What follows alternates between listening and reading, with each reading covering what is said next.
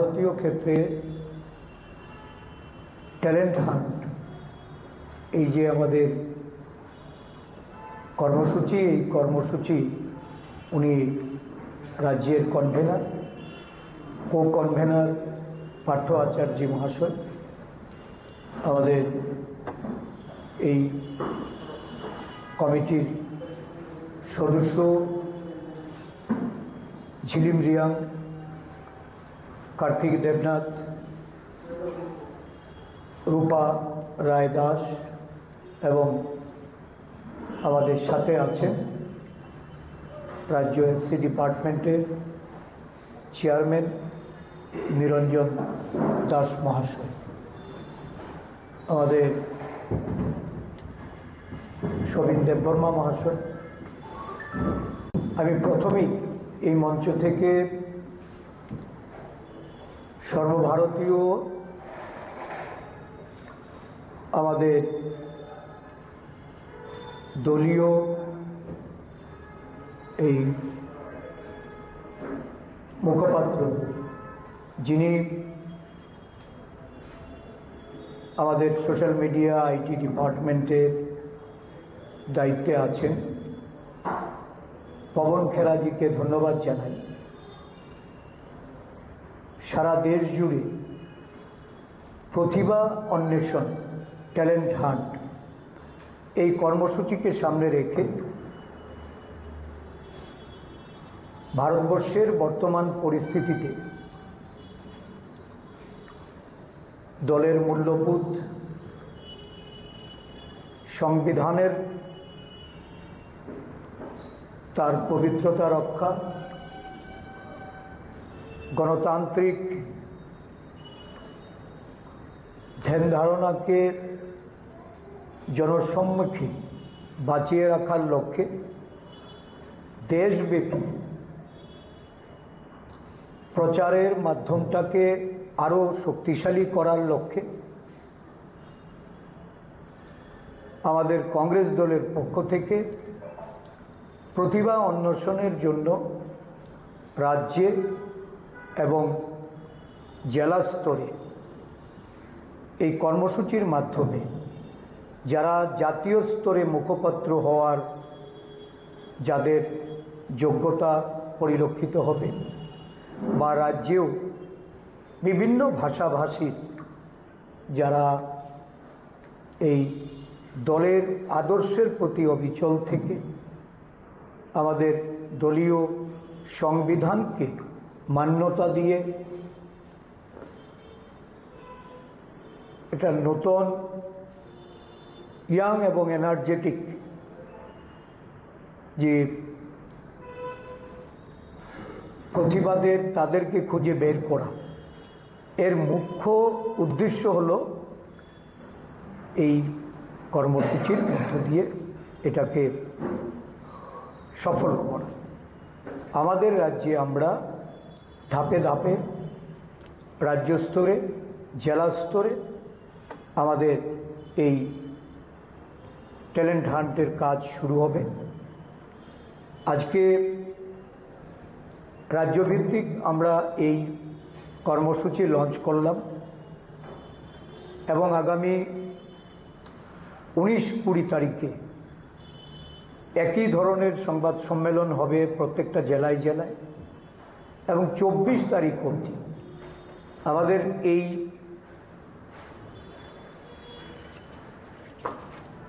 কর্মসূচির এই যে কিউআর কোড, এই কিউআর কোডের মাধ্যমে আবেদন আমরা করার জন্য আহ্বান রাখছি। এই আবেদন আগামী 24শে জানুয়ারির মধ্যে আমাদের জেলা এবং রাজ্য স্তরে এটাকে জমা করাতে হবে। এর মধ্য দিয়ে বাছাই পর্ব চলবে এবং জেলা স্তরে 27 থেকে 29 তারিখ অবধি ট্যালেন্ট হান্টের জন্য বা রিসার্চের জন্য তাদেরকে ডাকা হবে পরবর্তী সময়ে ধাপে ধাপে এটা রাজ্য স্তরে এবং জাতীয় স্তরে তাদেরকে অংশগ্রহণের, তাদের মেধা, উৎকর্ষতা এইগুলি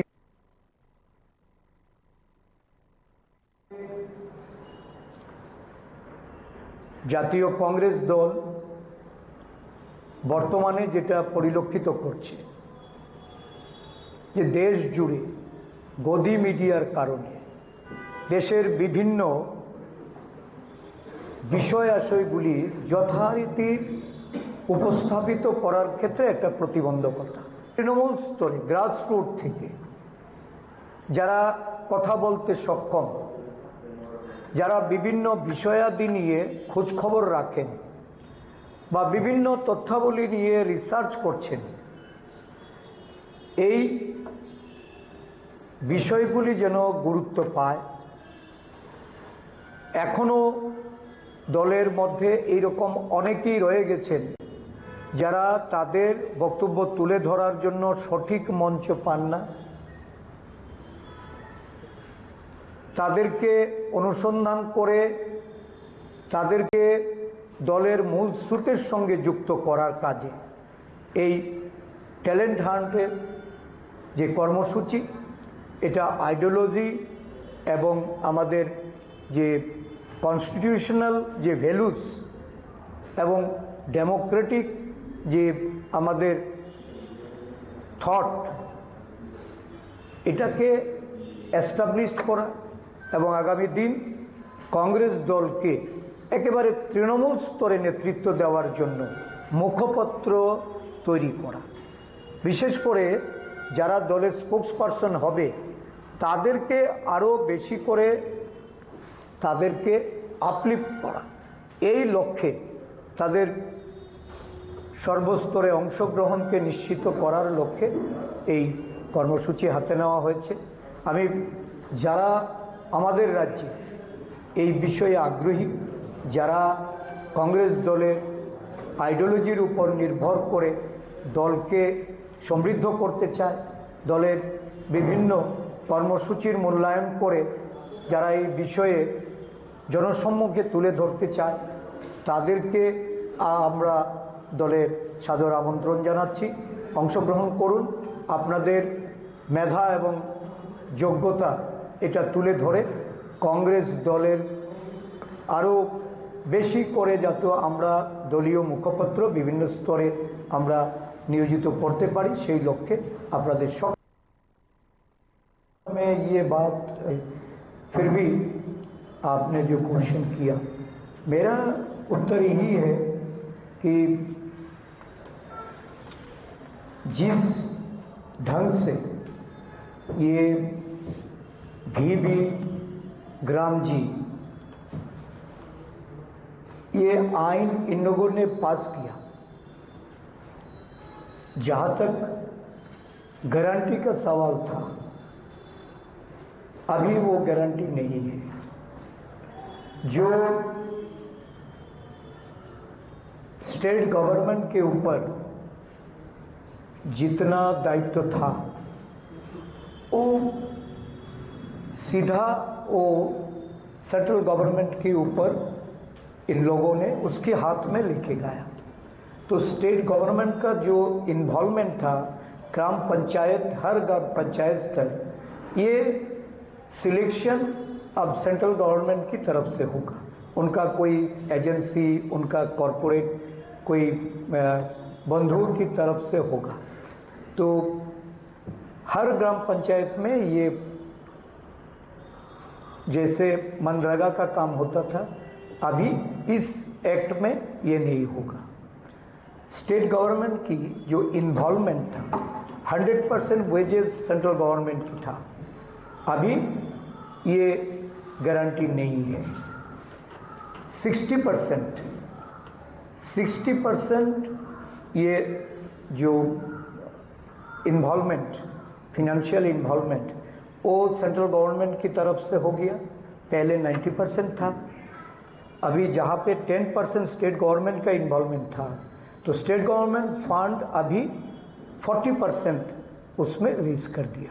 तो ये 40% जो है वो स्टेट गवर्नमेंट की भागीदारी के लिए स्टेट गवर्नमेंट का पास पैसा होना चाहिए। अगर स्टेट गवर्नमेंट का फंड इन्वॉल्व नहीं होगा तो पहले तो मनरेगा सेंट्रल गवर्नमेंट में उसका बजट कटल किया, उनका जो मैंडेट था वो भी पूरा तरह नहीं हुआ। जो नेशनली जो उनका एवरेज है ओनली 50 डेज, कहा 100 दिन हुआ, तो 125 दिन की बात कर रहा है। जिस गवर्नमेंट ने 100 दिन कराने में फेल्यूर है तो 125 दिन, ये तो और जुमला है।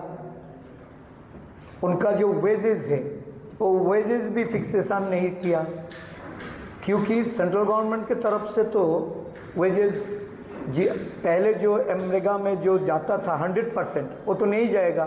तो स्टेट गवर्नमेंट की तरफ से अगर वेजेस ये देने का अगर बात आएगा तो स्टेट गवर्नमेंट अपनी फंड से ये वेजेस इंश्योर नहीं कर पाएगा। तो इसलिए जो नया आइन लाया है उसमें 125 दिन कैसे काम चलेगा।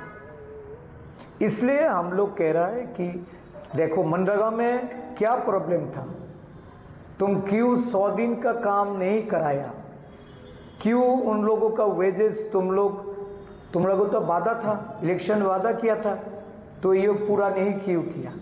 एक्चुअली ये लोग मनरेगा का खिलाफ शुरू से है और ये लोग चाहते हैं कि नाम गांधी जी का जो नाम उसको हटा के कांग्रेस को खत्म करने के लिए ये लोग गांधी जी का नाम हटा रहा है और कुछ नहीं है। तो इसलिए हम लोग चाहता है कि दोबारा MGNरेगा को उसको पुनर्बहाल करना है, उसको रीइंस्टेट करके आगे मनरेगा में 100 से ज़्यादा जो मैंडेज है उसको बढ़ाने के लिए और 400 रुपीज़ पर डे उनका वेजेस को रहने के लिए, इसलिए हमारा मूवमेंट हो रहा है। ये गलत बोल रहा है, जो भी बोल रहे हैं वो सोच समझ के नहीं बोल। নির্বাচিত করার জন্য যে একটা কমিটি করা হয়েছে সেই কমিটির সম্মানীয় সদস্যরা,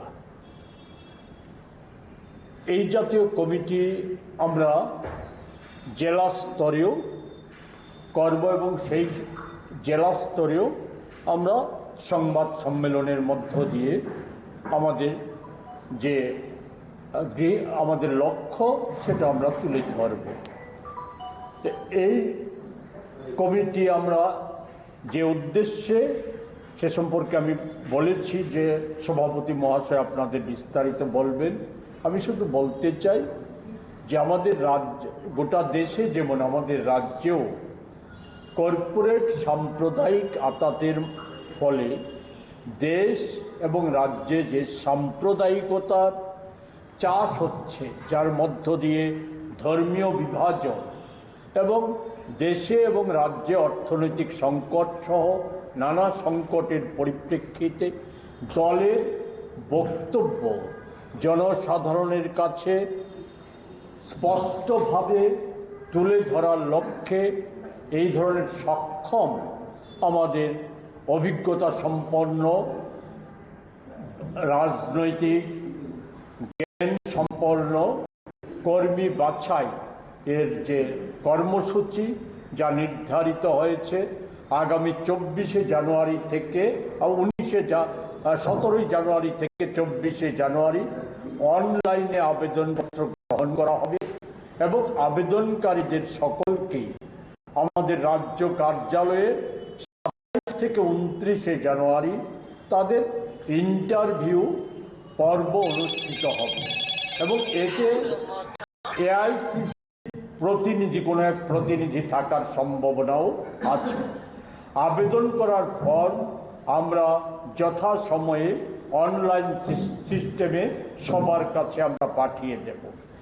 জেলাগুলিতে এই জাতীয় সম্মেলন করার জন্য আমরা প্রদেশ কংগ্রেসের অনুমতিক্রমে আমরা ঠিক করেছি 19-20 ওই 2 দিনের জেলা ভিত্তিক এই কর্মসূচি সাংবাদিক সম্মেলনের কর্মসূচি অনুষ্ঠিত হবে। আমাদের এর প্রেক্ষাপট এবং আগামী দিনের লক্ষ্য এই সম্পর্কে আপনাদের সামনে তুলে ধরবেন আমাদের সভাপতি, রাজ্য সভাপতি।